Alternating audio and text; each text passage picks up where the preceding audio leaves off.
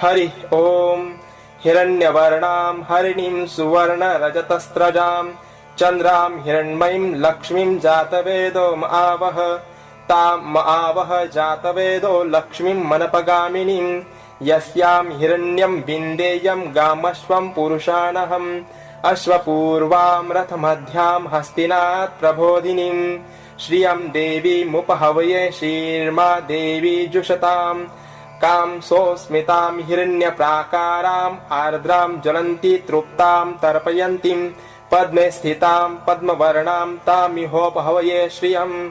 चन्द्राप्रभसां यशसा ज्वलन्तीं श्रियं लोके देवजुष्टामुदारां।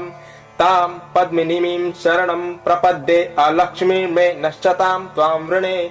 आदित्यवर्णे तपसोऽधिजातो वनस्पतिस्तव वृक्षोऽथ बिल्वः।